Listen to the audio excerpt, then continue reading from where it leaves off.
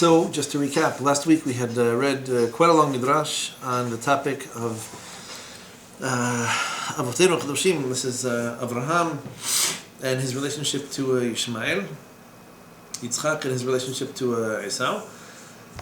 We skipped a bit in generations. We ended up with David Melech and Avshalom, and we ended up doing an about face, returning to Yaakov Avinu, where here we're told Yaakov, unlike Avraham, Yitzchak, and David, he had the strength to rebuke his children. Yiseret banav. This is he fulfilled the meaning of the pasuk. Hosech shito soneh beno. So we're left with about 80 questions from this midrash we read last week. First of all, what on earth does any of this have to do with Mitzrayim, with Yetziat Mitzrayim? Why would the introduction to Sefer Shemot, which the Goyim translated as the book of Exodus, like the entire story of the book is how we left Egypt and came to, or made our way towards Eretz Yisrael, building the Mishkan, etc. Why waste, so to speak, the precious time talking about Avraham and how he raised Ishmael, and Yitzchak and how he raised Esau, and then Yaakov and how he raised his children?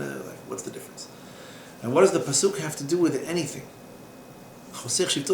So, we said the simple pshat level is you spare the rod, spoil the child. If you don't, physically admonish your child, it must be because you hate him, and if you loved him, you'd give him a rebuke. And the Midrash says no. Sometimes too much patience, too much affection in the beginning will bring you to a point where you yourself can no longer love your son. And in fact, we said it could even be that you love your son so much that you're derelict in your educational responsibilities and you end up raising a child that you yourself are going to despise. That was the case with Abraham and Ishmael. We don't see it ad kedei kach by Yitzchak. What we do see by him is that Esau wants to kill him, so if the feeling wasn't mutual, at very least he raised a son who was as sick and tired of him as Abraham was apparently with Ishmael, because he was prepared to see him die as well. What does all this have to do with anything? So, there's a fascinating commentary on the part of the Kli Yakar, where the Kli Yakar says by Avraham Avinu. Normally we mention this for what seems to be his real chidush, where it's a kind of backhanded way of shedding light on this topic, where he says, how come, the Gemara says, Masechet Eruvin, because Avraham Avinu said, Hashem Elokim b'ma yeda ki Rashena, how am I going to know that I'm going to inherit the land of Canaan? You promised it to me, but I have no children. How do I know that I'm going to ultimately inherit it? Meaning, give me proof that I'm going to have a child. And the response he gets from Hashem is, we read this pasuk in the Haggadah coming up. He sends him out between these carcasses that he's supposed to split. Brit ben Abetarim, and Hashem says, Yado atida ki geri hazaracha be'eretz olahem. What you should know is that not only are you going to have descendants, but they're going to be slaves in a land that is not theirs. They're going to force them into slavery and torture them over the course of 400 years. And the nation that they're going to be working for, I'm going to judge as well. And afterwards they'll come back to Israel with great wealth. So it sounds from the Gemara like Avraham Avinu had a lapse of emunah, and so he says, I know you promised me the land of Canaan, but give me some kind of a proof. I want to know more tangibly how this is the case. And Hashem says to him, you want to know, here's what you should know. You're going to have children, they're going to be slaves, etc. So the Kli Yakar says, wait a second. How does Avraham Avinu having a let's say what seems to be a perceived lack of emunah result in the punishment of his children going down to his descendants going down to Egypt? Because I asked you a question that you say indicates some kind of a lack of emunah on my part. The punishment isn't even on me, it's on my descendants. They go down and they descend into Egypt, they become slaves, and I what? I got the proof I was looking for. I'm going to have children. Okay, it's not going to be so happy what happens to them, but at the end of the day, it doesn't really mean much by way of a punishment to me. So the way he explains is no. Avraham Avinu didn't need to know this. And because he pushed too hard in trying to know something he didn't need to know, he ends up with too much information that he's going to regret knowing for the rest of his life, because he can't die peacefully knowing his descendants are going to be slaves. So why did the Jews go to Egypt? He explains this was from Mishivati Midrashit. It was determined from the creation of the world. Am Yisrael need to be created in such a way. We needed to be fired, so to speak, in the cauldron of Egypt, in order for a nation to be created. Except Abraham didn't have to know why he pushed it and why he had to find out the hard way. That's something else. What it is about the Avot and the way they interacted with their children and how this yields the result of the Midrash is still a little bit curious. It's still not perfectly explained. In other words, because the pasuk begins with Ve'ele Shemot Bnei Yisrael Habayim Mitzrayim Et Yaakov Ish Beitulav. So these are the names of the descendants of Israel who came to Egypt. Et Yaakov Ish Beitulav, and they came with Yaakov. So he's got two names. Avraham Avinu also had two names. Okay, and here's a good place to start. He's born Avram, and he becomes Avraham. And a point made by the Kuzari is that he becomes Avraham, he circumcises himself, and Yitzchak is born afterwards. In other words, Ishmael is born of Avraham at a certain level, albeit still as let's say, somewhat as a non-Jew. When he begins to work on himself and kind of perfect himself that way, and he merits this extra special brit, an extra special covenant with HaKadosh Baruch Hu, he has a child who's qualitatively different. Yitzchak is born qualitatively. That's the language of the Kuzari.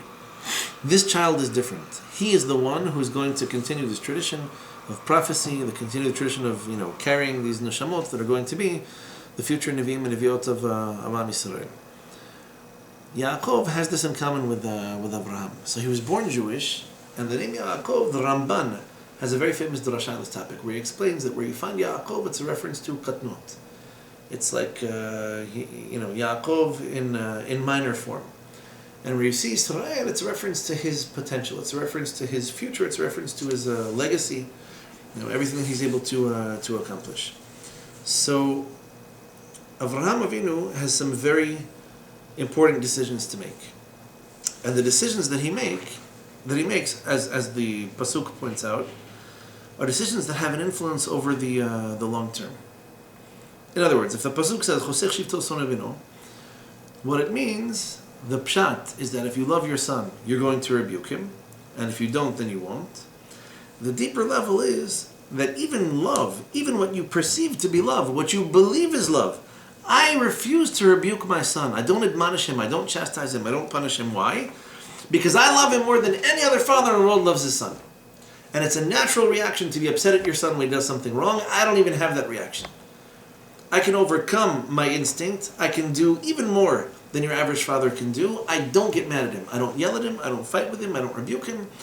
I have patience with him because I have even more love for him than everyone else does. And it's this excessive love that explodes and becomes hatred. The child grows up into a monster, something that you can't even tolerate anymore. Yitzchak has the same approach, unfortunately. He follows the same footsteps and makes the same mistake. Where he raises a son who has potential. Don't forget that Esau was born Jewish. And Yitzchak doesn't invest much in rebuke, in chastisement, and punishment. And then he raises a son that hates him and wants to kill him. And then Midrash jumps to David HaMelech because he did the same thing. He had a son who also wanted to kill him, another one who wants to usurp the throne from him. HaKadosh Baruch Hu, who is somewhat missing from the Midrash, missing from the picture, is also represented, albeit in a much deeper form. In other words, the fact that we're in Egypt and that we're being tormented and that we're being punished, so to speak, is not for a lack of love on the part of HaKadosh Baruch Hu. On the contrary, because he wants the results in the long term to be something so extra special and so unique, the short-term situation, the short-term scenario is almost unbearable. The suffering and the torments that Am Yisrael had to suffer in Egypt are almost unbearable. We might have thought that Hashem ignored us, or Hashem doesn't like us. He's allowing nature to take its course in Egypt because he's detached from us. He's no longer supervising, no longer intervening. Where on the contrary, when you look at it in the national picture, the suffering and the torment are only because HaKadosh Baruch Hu loves us so much that He expects great things from us, and therefore He's much more involved. And therefore, the suffering in Egypt is not the result of Hashem ignoring what's happening, but rather, it's part of the bigger plan. Part of the bigger plan. We weren't meant to be left alone. There's a beautiful story involving Rav Kook, where someone once asked him, he was basically the main Torah rabbinic figure in Israel, fighting against the Haredim and their, what he considered to be a very antiquated and superficial understanding of Torah. This is Rav Kook. He passed away in 1930, I believe 33 or 34. So he didn't see the war. He saw it coming, but he didn't live through the war. And he writes very often about this simplistic, almost childish understanding of the Torah, lacking in depth, lacking in sophistication. That's really the best word to use for it, lacking in sophistication. So he spends his whole life challenging the norms in the Torah, fighting with Rabbanim, people who, he was the first chief rabbi of the Jews in Israel, in the modern, the state hadn't been founded yet, but the precursor for the modern state. And he spent his time very bitterly fighting philosophical arguments, fighting, waging the war. In a lot of his writings, he relies very heavily on Kabbalah, for example. He was very upset that a lot more of his colleagues were not learning and trying to integrate this into their studies as well. And so someone once asked him, Rab, over the course of your life, you've managed to accumulate thousands of detractors. There are so many people who despise you, people who don't care for your philosophy, don't care for your hashkafa, people who argue with you on everything you have to say. Don't you at some point get tired of fighting with people all the time and trying to, lead the countercurrent revolution of Torah from within? Meaning, in some ways, it seems almost as if he sides with the Chilonim over the Haredim on a number of items, and sometimes clearly it's the opposite. But what he's looking for is the truth, and he doesn't care how many people with beards and hats believe in this or don't believe in that. So the response that he gave to this Talmid, to the student of his, was that he holds his detractors very near and dear, and he owes them all of his success. He said, if it weren't for my detractors, I would have ended up selling vegetables in the shuk, in Machane Yehuda. If it weren't for the fact that someone was constantly, every single word that I uttered from my mouth was going to be attacked. And in the beginning, it sounds like it's more personal. He says, in the end, this is what allowed me to elucidate my points, to enunciate, my deepest feelings and concerns. These people are the ones who perfected my Torah. They're the ones who kept me on my toes, who kept me sharp, who kept me fighting, struggling all the time to find the way, to find the sources, to find the backing for what it is that I believe is the message of the Torah. So it's not that I look at my detractors and I say, oh, these people are terrible, all they do is fight with me. They did some pretty horrible things too. But the reality is, he said, no, look at it as a positive thing. These are the people who inspired me to constantly study harder, to do my best, to do more, and to get the word out there that there's a deeper meaning of the Torah, and that people they content themselves with very superficial levels of truth, and they're missing a deeper meaning behind it. There's another beautiful chidush. This is brought down in Sefer Nefesh HaChaim of Rav Chaim Volozhin, who is the Talmid Muvhak of the Vilna Gaon. He was living in Lithuania in the late 18th, early 19th century. And he writes like this. He says, when we pray the Amidah, we mention that Hashem is Elohei Avraham, Elohei Yitzchak, Elohei Yaakov.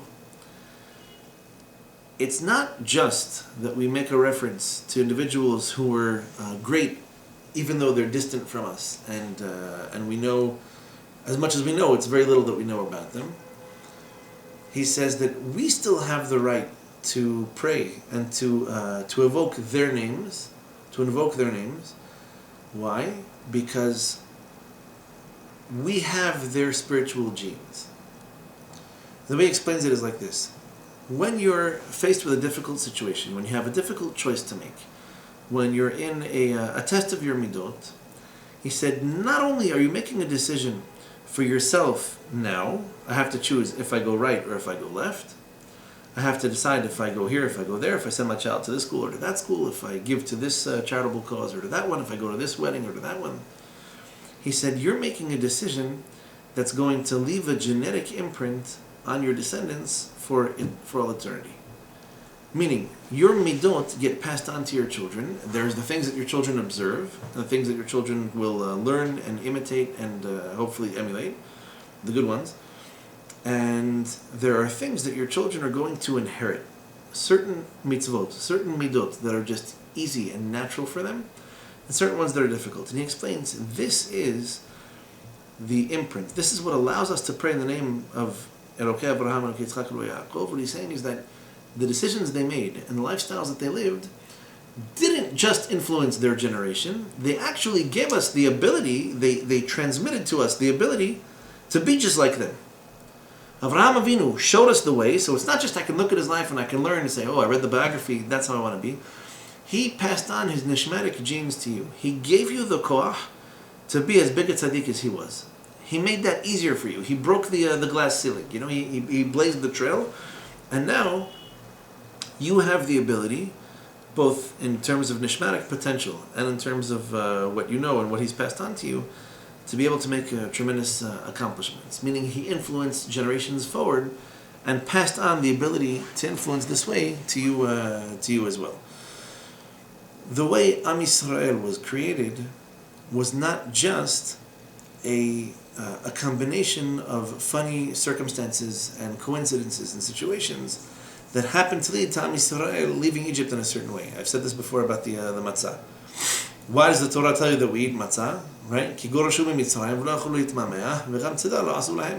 We were evicted from Egypt. We were chased out of Egypt, and we couldn't wait even one moment longer, and we hadn't prepared any other food. So HaKadosh Baruch Hu, he can kill their firstborns. He can turn the water into blood. He can bring plagues of frogs and locusts and lice. He can't give us 20 minutes. He can't give us sourdough bread. That was too much to ask. It's like you pushed it, you can split the sea right down the middle, and you can walk with your bare feet along dry sand. And for some reason, bread was too much to ask. Bread, how expensive is bread? How hard is it to break a loaf of bread? Is it like this was the most miraculous, difficult thing? So clearly, there was thought, there was purpose, there was direction in all of this. Chazal made a very interesting statement. A couple of them. Number one, which is the proof to what Rav Chaim Volozhin was saying in Nefesh HaChaim, Ma'aseh Avot Siman Labanim. That what the forefathers did, the actions of the forefathers, are a siman labanim. So what does it mean? It could be that it's a signal for us. I did like this, you do it too. Or it could be this is the precursor, this is the a prediction, if you will, of what's going to happen to you too. The Ramban has a very long drasha on this topic, specifically in Parashat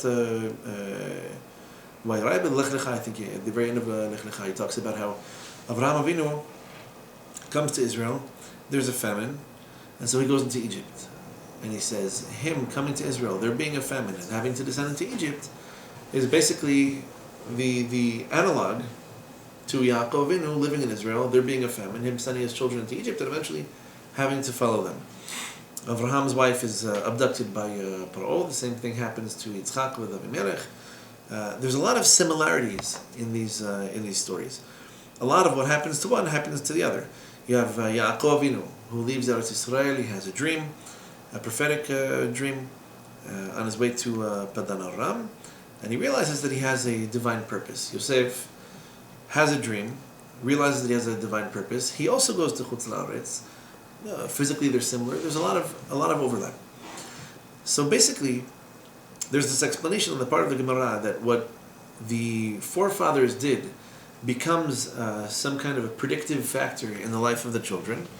So either, again, because they did this, it's likely to be recycled, it's likely to recur, or because they overcame a particular challenge, they gave you the ability to do it too, and inevitably some of us will. There's also, the way Chazal said, B'Nisan nigalu, B'Nisan atidim lehigael. We were redeemed in Nisan, and we're going to be redeemed again in the future in Nisan. Which means to say what? The Mashiach cannot possibly come in Adar, and he can't come in Iyar. That's it. You have Aleph Resh in the name of the month, like it's impossible for the Geulah to happen. So we spend 11 months talking about the Geulah, and then maybe if we're lucky in Nisan it'll happen. What's that supposed to mean? The Maharal Prague describes this process where he says, it's not B'Nisan Nigalu, we were redeemed in the month of Nisan, and it's the month that redeemed us. It's HaKadosh Baruch Hu who redeemed us. He redeemed us at this particular time, from this particular place, under particular circumstances. And everything you need to know about the future Geulah is already written over here. Everything that you would maybe predict or have to figure out or think, how would things be in the future? How would I know the true Geulah has come? He said all the answers that you need are already imprinted in the first Geulah, us leaving Egypt. In fact, this is how he explains.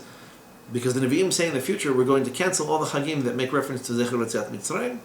The only Chagim that we're going to keep, Yom Kippur and Purim, neither one of which is going to be erased from our memories. And neither one of which necessarily has directly to do with Egypt. We're not going to make any reference. Why? Because the Navi says the Geulah in the future, this current Geulah that we're hopefully living through, is going to be something so monumental, so gargantuan, that there would be no need to reference Yetziat Mitzrayim, because this is going to be so much bigger.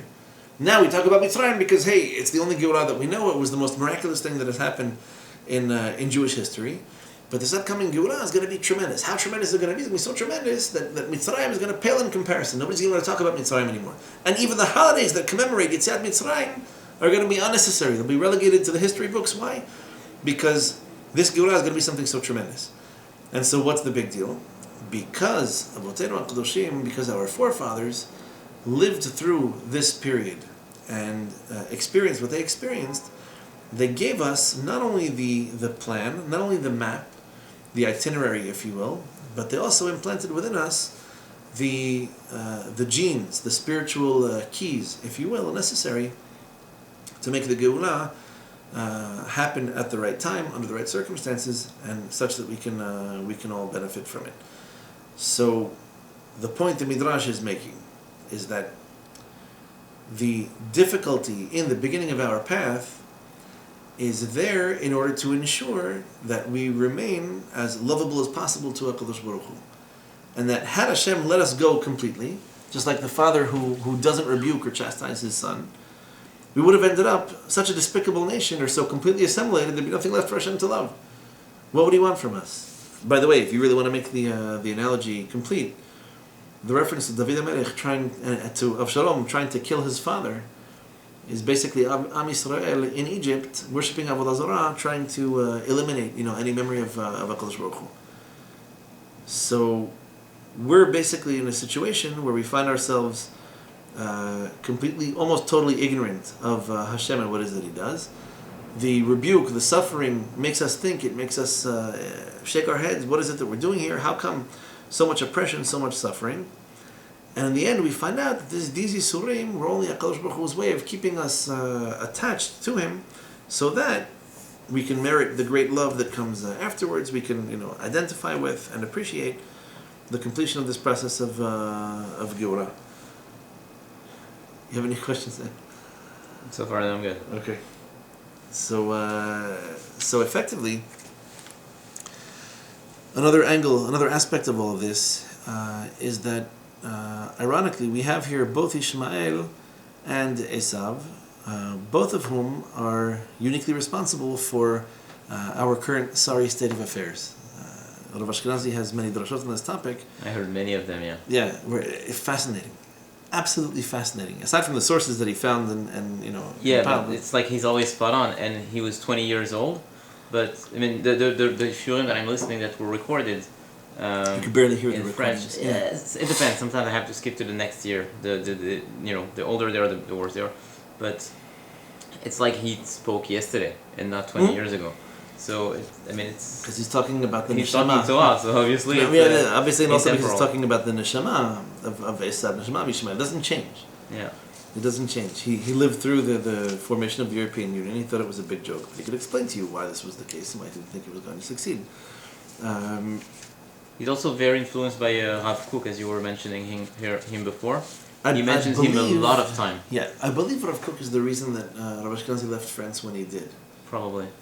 And I think he learned by Avraham Yitzchak Cohen Kook was the one who passed away in 1933 or 34. He studied with his son, probably. He studied with his son of Tzvi Yehuda, yeah.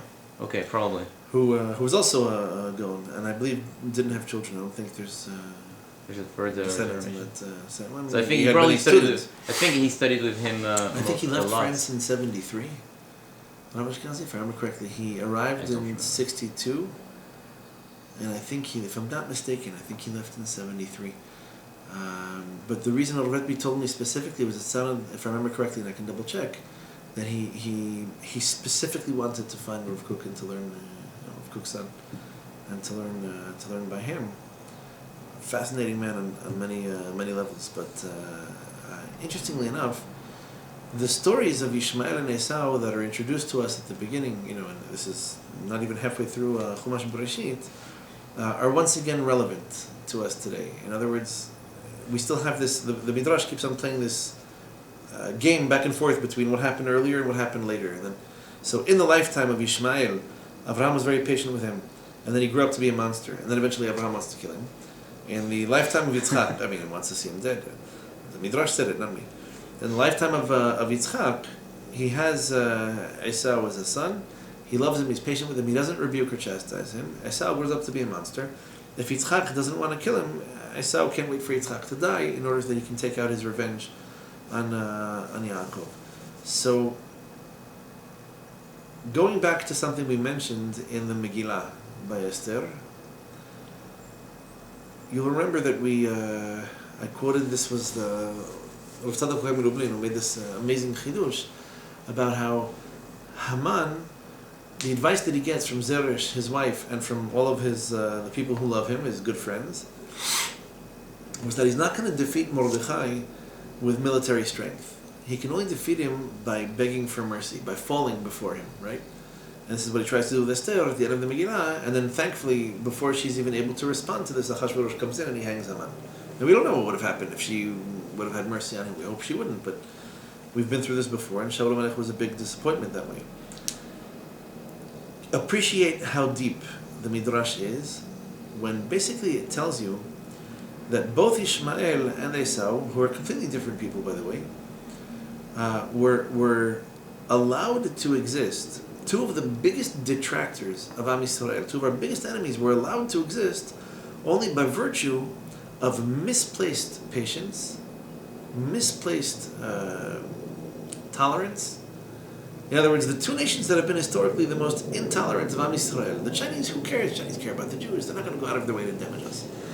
But the two nations that with such sacrifice have sought generation after generation to detract from Am Yisrael, to accuse us of all sorts of crazy things, to exact punishments on us that no one ever understood or saw coming, were both allowed to come into existence because of this faulty parenting the Midrash is referring to. In other words, Avraham Avinu allowed Ishmael to turn into a monster, not because of a lack of love for him, because he had too much love for him. But at the end, the result is the same.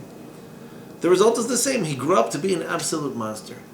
How many hundreds of thousands, if not millions of Jews were killed by the Arabs? How many girls were taken into captivity? God only knows. How many Arabs are actually Jewish today? I don't even want to know. But the point is a pretty incredible one, because this speaks to Yetzer Hara in general. And this really is a pretty fascinating introduction to Chumash Shemot, where, yes, it's true that there are certain forms of oppression and certain things like slavery that I didn't invite them upon myself. But there are plenty of forms of evil that we actually bring upon ourselves. The Rambam says this in Moreh Nevuchim. He says emphatically that 99 out of 100 forms of evil that exist in Olam Hazeh, people bring them upon themselves. With their bad decisions, with their bad behaviors, with their bad habits, with their bad choices. Whatever it is. You eat too much, you become sick. Now because you're sick, you end up spending money. You spend your money, you don't have enough money for things that are really important. He goes through a couple of examples like this. War, obviously, how wars start because of people's egos, people fighting over resources, not being able to get along. So, Ishmael wasn't created randomly, haphazardly, as an enemy to Am Yisrael. The way the Midrash explains it, Ishmael only developed into the monster that he became because Avraham was, let's say, too weak or maybe too blinded by his own affection for him to actually raise him properly. In other words, he willed him into existence, if you will. Avraham allowed this to happen. He enabled this development. And then ironically, Yitzchak, although a little bit differently, with very much the same result, raises a different kind of monster. And the Midrash tells you this is because Yitzchak was not in total, complete control of himself as a parent, when in reality, he should have been on top of him. He should have been, chastising him, rebuking him. He should have been making sure that his son grows up to be a normal, well-adjusted, spiritually conscious adult. The same story repeats itself over and over, and this is a theme. Evil is allowed entry into Olam Hazeh. Evil grows and prospers in Olam Hazeh because we don't do anything. Sometimes we come up with good reasons, we come up with good explanations, we have great excuses. Why should I fight? Anybody likes someone who's controversial or someone who's confrontational? Of course not. Be the nice, peaceful guy that never gets into fights with anybody. But you can be a nice, peaceful guy and allow things like this to develop and get out of control. That's not necessarily a feather in your cap. That's no sign of progress. That's no sign of strength. Evil, the Zohar HaKadosh explains in Olam Hazeh, exists only because we allow it to. In other words, evil only exists with your permission. There's a great quote by Eleanor Roosevelt, by the way, considered one of the earlier revolutionaries, contributors to the feminist movement. But she made a great comment once where she said, "No one can make you feel inferior without your consent." It's a very insightful comment. If someone says something and it bothers you, it's only because you allow it to bother you. In other words, in a way, it's as if you believe what they're saying about you. Why would you believe what some imbecile says about you? Maybe because you have an inferiority complex and because you really are concerned for what is it that they have to say.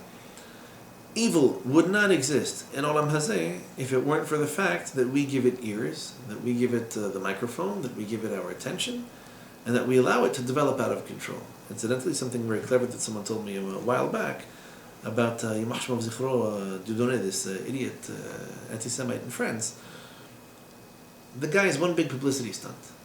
If people had ignored him when he first got out of control and flew off the handle, he would have died in total despair and without much of a following. It's only because people made a big deal out of him, and they gave him the video, they gave him the camera, they gave him the mic, they gave him all the attention, the affection that he was desperately seeking, that he became such a celebrity anti-Semite. In other words, we built him up. Yeah. It's ironic. It's ironic, but if you think about it, we're the ones who made this guy famous. Because of our outrage and because of our indignance and because of our indignation, because we made such a big deal out of it, we actually created a monster. Many forms of evil in Olam Hazeh. But here we try to reprimand him, compared to Yitzchak not reprimanding Esau, for example. It's interesting. If you look really deeply into the differences between Abraham and Yitzchak, it could be that they had very different styles of parenting. The kids themselves are very different. What they have in common is they both hunt, and they both seem to be a little bit sexually indiscriminate.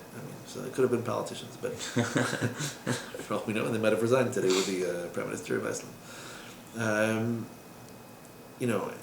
Esau, for example, Ishmael is never praised for his intelligence. In fact, he never talks. We don't have any recorded words from him. We hear him crying. All he does is cry and shout and scream, and variations on that theme.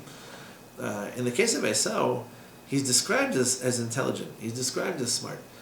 It could be that Yitzchak fell into this trap of believing that because he has rationale, because he can rationalize his behavior, maybe there's justice in it, right? The UN can rationalize its resolutions. The UN can write you pages and pages on why they believe that Israel is like the source of all evil in the world. In fact, the people signing these resolutions, like Venezuela, Cuba, Saudi Arabia, Algeria, and North Korea, it's amazing. But the fact is that just because they can explain it, just because they can come up with excuses, just because they have what seems like a sophisticated rationale to their insanity, doesn't mean that we need to patronize it, that we need to believe it, that we need to accept it. And so here, the much deeper meaning of the Midrash is that evil grows and develops and prospers only because we don't respond and react to it. I don't want to be the bad guy who rebukes this kid and makes him cry. I don't want to be the one who disappoints you. I don't want to be the one who makes you upset. Literally what it says by David HaMelech. Never in his lifetime did his father ever say to him, did his father ever trouble him, right? Atzuv, like sad. his father never saddened him by saying, "Why did you do that, my son?" Like, he even asked a simple question.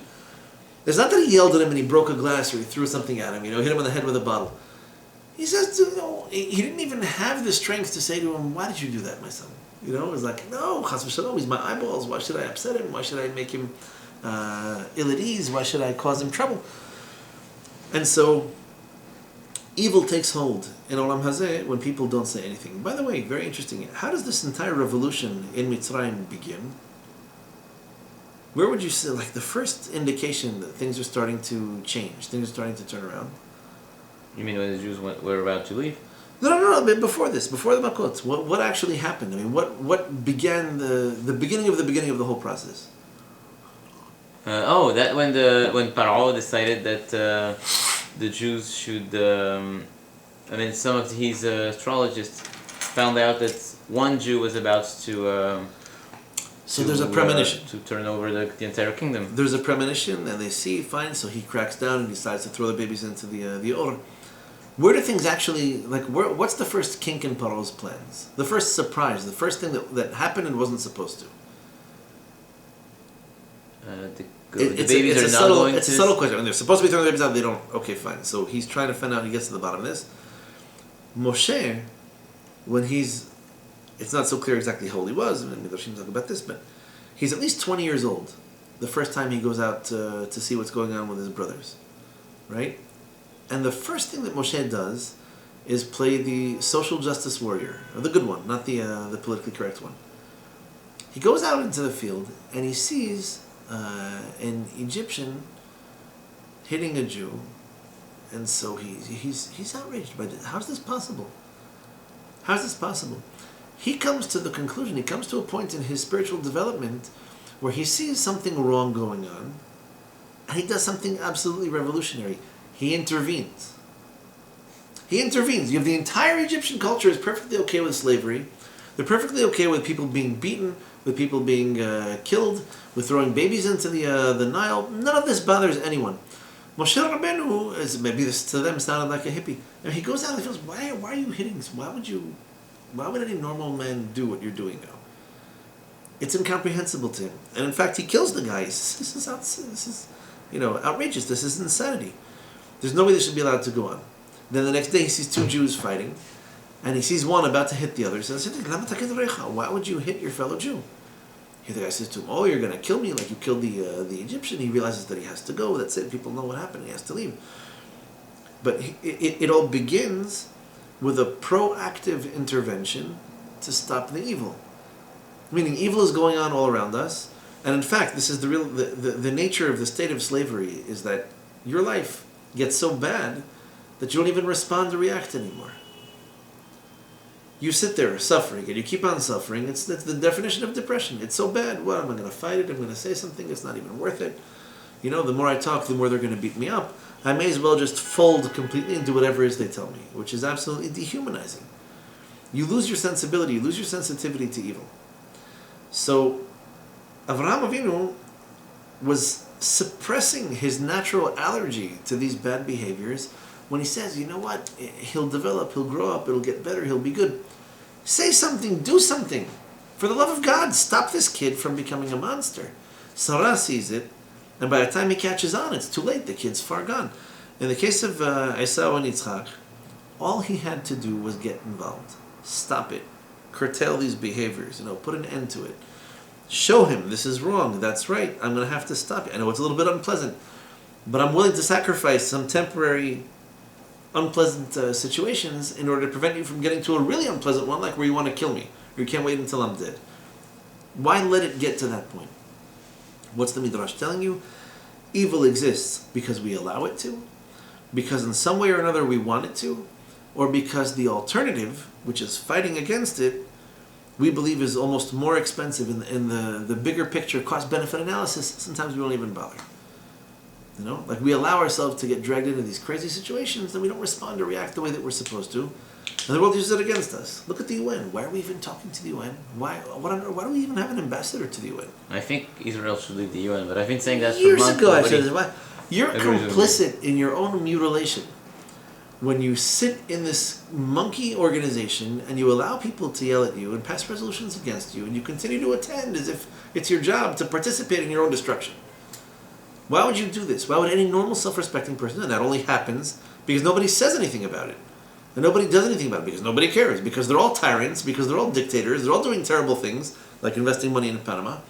And in the end, they only do this so that they can cover up their own iniquity, and they've found a convenient scapegoat. But it happens, this corruption only takes place because no one has the guts to stand up and to stop it. No one has the guts to stand up and say, that's it. Except he doesn't know, but he's one person. Okay, so you know what? He's one person, but let the record show that there was one person who did the right thing. The same story is true of the Nevi'im. You'll find the Nevi'im very often were not listened to. They weren't respected. They weren't heeded. No one paid attention to what it was that they said. But they said it because it's a mitzvah to say it, because you have to get up and scream. When you see injustice, when you see iniquity, you get up and you do something about it. Very interesting how this carries over into the practice of Pessah, by the way. Right? We have a couple of very interesting lessons, musar you can learn from Pessah. Number one, you have the mitzvah to eat matzah, right? Where matzah is back to the basics. No frills, nothing fancy. This is in fact the antithesis of Esau. Remember, Tzorfat, Tzarpat, right? The nation that makes bread. This is the nation, as Rebbe used to love saying about the French, how they made a science. They made a PhD science out of Yetzer Hara and the Satan. Everything you could possibly imagine in terms of breads, cheeses, charcuterie, seasoning, cooking, spices, perfume, cologne, clothing, haute couture, everything you could possibly imagine that has everything to do with Yetzer Hara and different physical pleasures is there. There were some philosophers too, but they're already betelim barov, nobody reads them anymore. Yeah. So the beautiful, extravagant, gourmet, this is basically the equivalent of Esau and his sophisticated justifications for his insanity. Right? There's no sophisticated insanity in matzah. It's simple, it's matzah, it's flat. It has everything that you need. It's not very fluffy, it's not very fancy, but it's back to the basics. Pesach, back to the basics. Get rid of the sophistication, get rid of the complication, get rid of the complexes and all the psychological afflictions. Go back and keep it simple. Now, this is at the simple physical level of the matzah. How about the meaning behind it? Chazal said, "Ushmartem et hamatzot." We need to protect, guard the matzot to make sure they don't become chametz. Here the Gemara says, "Al tikri matzot ela mitzvot." You need to guard your mitzvot so they don't become chametz. Meaning what? Mitzvah ba ledcha al tahmitzara. A mitzvah that comes your way, don't allow it to ferment. Meaning, don't let it go bad. Here the message is zorizut. Zorizut meaning speed, being industrious, getting things done, and being quick to react. During the rest of the year, we're dumbed down and desensitized into seeing lots of crazy things, not doing anything. Pesach is a time to get up and do. Your house is dirty, get up and clean it. You have chametz everywhere, go find it. You have issues you need to take care of, get them done. Do it. You see injustice, you see iniquity, get up and do something about it. Right? And it's amazing that every single year we need to celebrate the same holiday with the same rules, the same way. It implies that we haven't yet perfected this aspect of the neshama. And once again, interestingly enough, because this relates to Yetziat Mitzrayim, and because Yetziat Mitzrayim is all about the allowed existence of evil, only because we allow it to be there and we refuse to do what we need to do in order to get rid of it, ultimately in the future, these chagim will be cancelled. This struggle between chametz and matzah, between this fancy and enticing, tempting sophistication that really leads to hell, these issues won't be plaguing us anymore. And the idea is that on Pesach we have to pick ourselves up, get done what needs to get done, do it quickly, don't allow too much time to go by, and don't sit there philosophizing, well, maybe I should say something, maybe I shouldn't say something, I'm not so sure. I don't know if you're familiar with this. There were some very famous studies done in the 80s and 90s about how long it takes people to intervene if they see someone dead or dying. Yeah, the thing about someone supposedly getting electrocuted and wasn't it that? Oh, those studies that were done after the Second World War. Okay. About people being desensitized to other people's stuff. That was crazy. I remember watching that. It is very. They didn't know, but they would turn up the voltage, and the guy was acting. Yeah, I know. And he would scream, and he would, and they would tell you, see how long you could tolerate that. No, what I'm talking about is that they've done studies on anonymity, on people being in the middle of a crowd, and they'll take someone, they would take actors who were literally lying on a sidewalk as if they were dead. And it was amazing. In most of the big cities of the world, this is London, Paris, New York, LA, etc., you could go 30, 40 plus minutes and no one would call anyone, no one would say anything. It was just, well, there's a dead guy, so, move him away so I can get to where I'm going. There was a video, I think Jimmy Kimmel or one of those guys. There was so they took a SpongeBob guy. Well, so a guy that's like with a SpongeBob costume.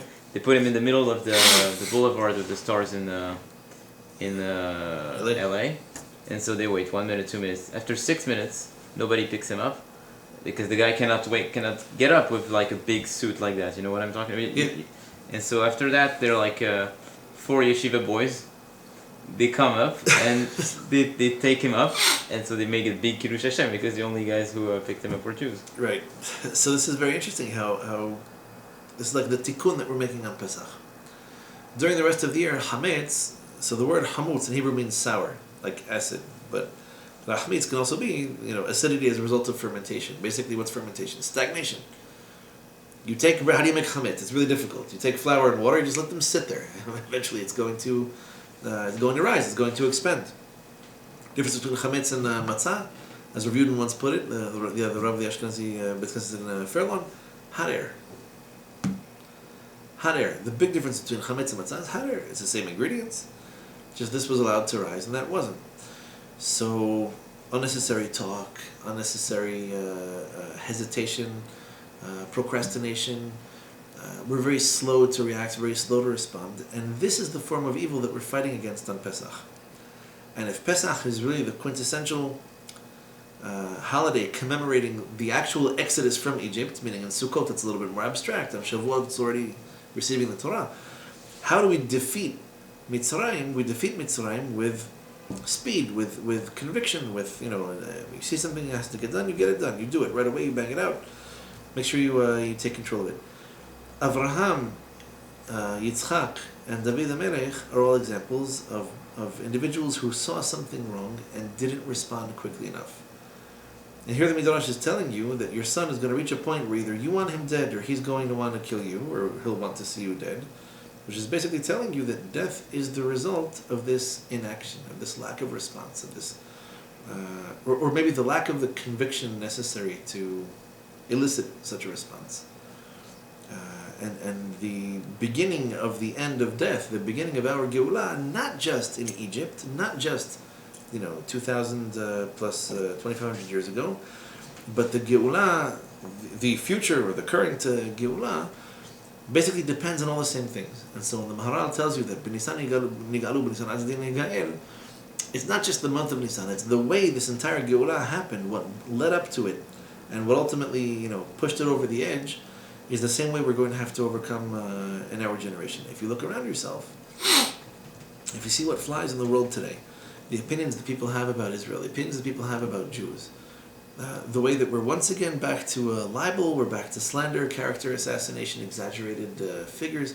I read something today, Bernie Sanders said he thought that Israel had killed 10,000 citizens in Gaza in the last military campaign. And he's one of us. And right. This is what I need, like a hole in the head, right? A brother like this. So you see the same tensions, the same accusations. It's all recycled garbage. It's all the same. We know the end of the story. We have a responsibility to stand up and to fight for what's right. We have a responsibility not to allow our Jewish brothers and sisters to be denigrated this way, to be painted this way, to literally have their character assassinated in such a way. And we know that, as the Midrash explains, these forms of evil will only get bigger and better and stronger until someone stands up and puts an end to it. And this is the challenge of Pesach. You know there are changes you need to make, you have to make them. You know there are things that you need to do, you have to do them. There are things that you have to stop doing them now. This is the time to get it, nip it in the bud, stop it wherever it already is in its development. And hopefully, Be'ez Hashem, as a result, we'll have the zechut to bring a Geulah Shlema, an everlasting Geulah that should, as we said, render obsolete the discussion about the past Geulot, because it'll include all of the miraculous events that went on then, plus hopefully the missing ingredient of our conviction, our devotion, our zeal, and our dedication to Torah and mitzvot, and to ultimately defeating Yetzer Hara, and eventually with it, the unfortunate consequences of hatred, of death, of suffering, etc.